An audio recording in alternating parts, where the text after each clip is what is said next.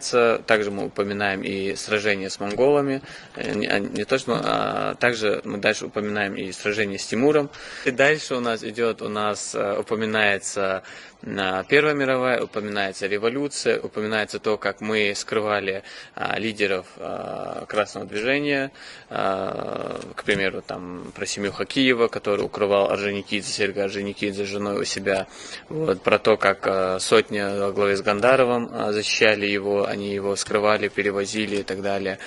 Упоминаем также и про то, как нас Серго Орджоникидзе и называл красные ингуши, как ингуши отважно сражались с войском Деникина, и Далаковское сражение, и Кажевское сражение. Вот. Далее, что мы там еще упоминаем? Мы рассказываем про, в принципе, в общем, про сражения, в которых участвовали, сражения Российской империи, в которых участвовали ингуши.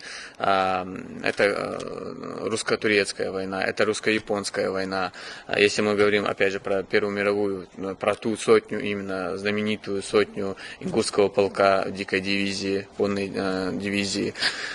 Вот, про это мы также показываем в этом фильме. Далее это Вторая мировая война, это депортация ингушского народа, чечено-ингушского народа. Вот, про последнего защитника Брестской крепости. Кстати, я перешагнул про создание Ингушской автономной области, про тот вклад, который был сделан Зязиковым и Мальсаговым, далее Игарчханом и всеми другими представителями, которые работали над созданием и отстаиванием интересов тогдашней Ингушской автономной области.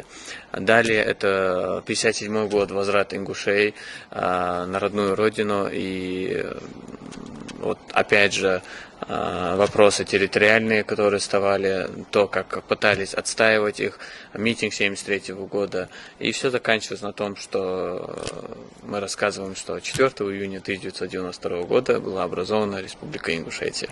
И, кстати, упоминаем также депутатов, которые сделали свой вклад именно в становлении и принятии закона о репрессированных народах и создании Республики Ингушетия. Уже магистратуру, но вот когда я еще на магистратуре был, у меня с 9 до 6 работа, с 6 до 7 там метро, с 7 до 10 на учебе, потом с 10 до 11 опять в метро к своим монтажерам, и потом с 11 там, до часу-двух ночи у монтажера, а потом домой, и 3-4 часа сна, и дальше опять на работу, и вот так день сурка.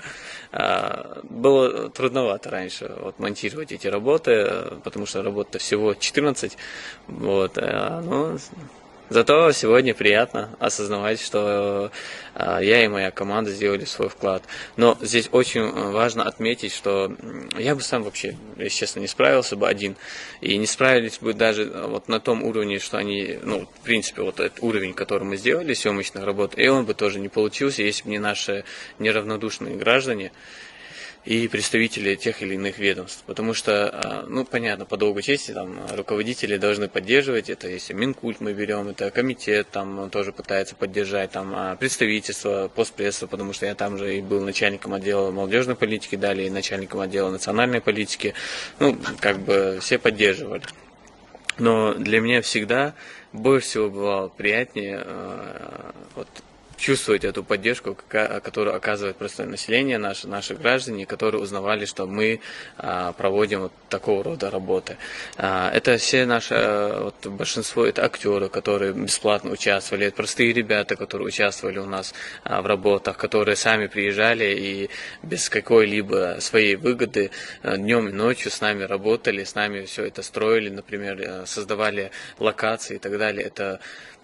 Это очень многого стоит. Если даже вот мы говорим про Малгобек, когда мы снимали фильм «Малгобек», это порядка 70 человек. Мы снимали это между дорогой вот, среди Малгобеком и село Вежерюрт называется. Вот.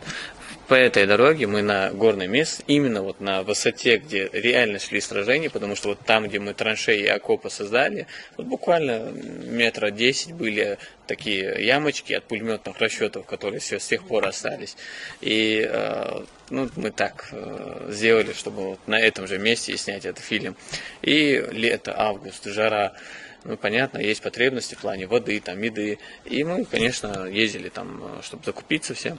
И когда там, в ходе диалога люди видят, что мы какие-то, ну, посторонние люди, особенно малгобекчане, они все друг друга практически знают и понимают, там рации, может, еще что-то понятно по нам, что мы чем-то другим заняты. Вот. И они это когда узнавали, видели, я помню случай, когда женщина вот ящиками воду начала нам просто так отдавать, говорит, ой, уаждыр дуа хамади, уаждыр камади, езыш хамды, поэтому, мол, сайвара.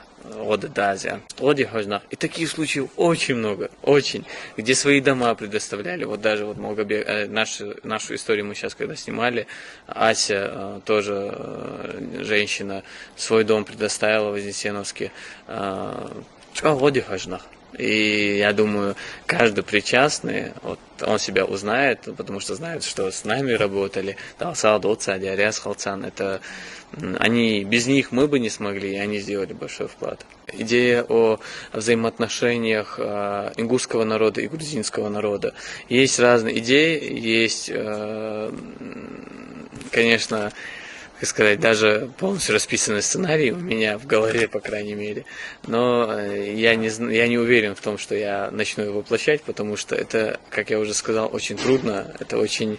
Ну вот когда человек вот полностью отдельно этим занимается, он должен расти. Это расти в том плане, что и финансовые возможности у этого человека должны расти, учитывая опыт. Потому что чем дальше, тем больше ты понимаешь, так, не эта камера, а эту камеру, да. Там у оператора не стедик должен быть, а скелет полностью, чтобы он все четко снимал. Это световик отдельный, это звуковик отдельный. Это не я должен сценарием тоже дорабатывать, а нанимать его сценарий, да. Это не только сценарий, а нанять еще раскадровку. И таких нюансов очень много. Элементарно, если с меня начинать, я должен получить образование профессиональное в данном направлении. Не от РИ выше, конечно, экономическая, юридическая госслужба. Но там нигде нету ничего связанного с кино.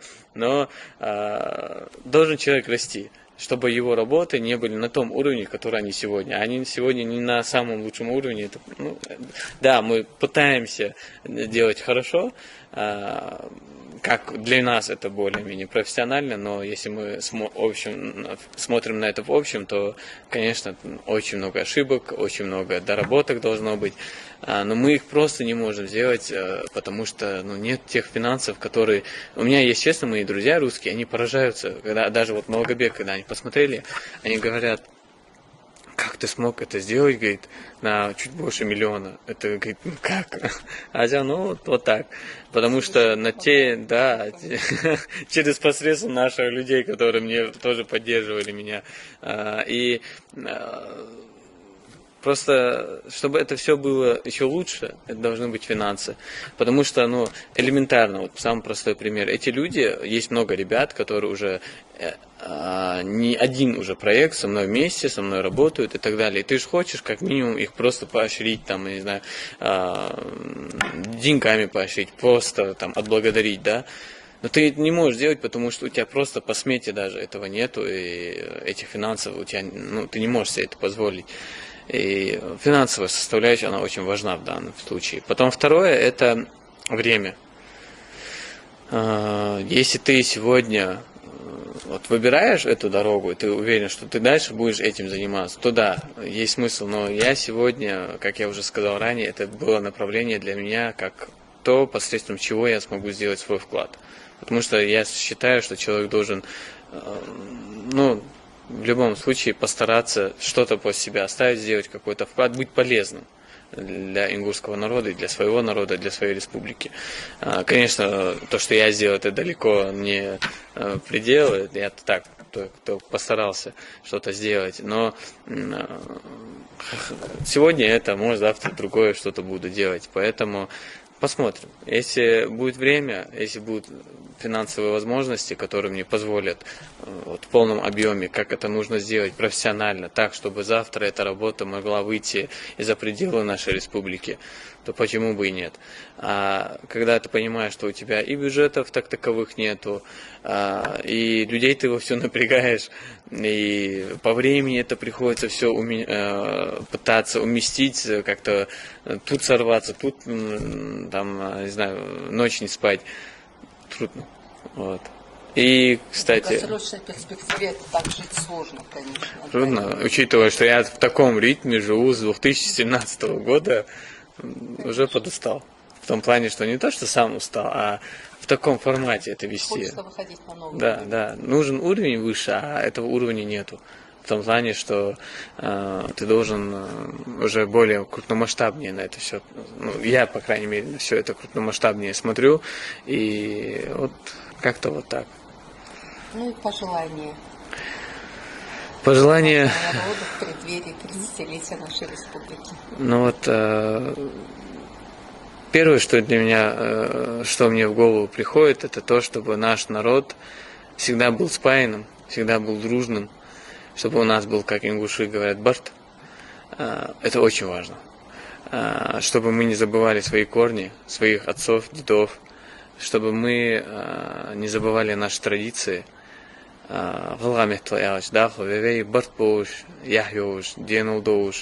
Особенно наши парни, чтобы не забывали вот это мужское составляющее, которое всегда определяло ингушского парня. Что чтобы Ингушетия, ингуши, они только расцветали, чтобы нас становилось все больше и больше. Вот, и дал дякую Ингушетия, дал борца был Ингушетия, мелвах, саги. Вот это самое главное для меня. Правильно.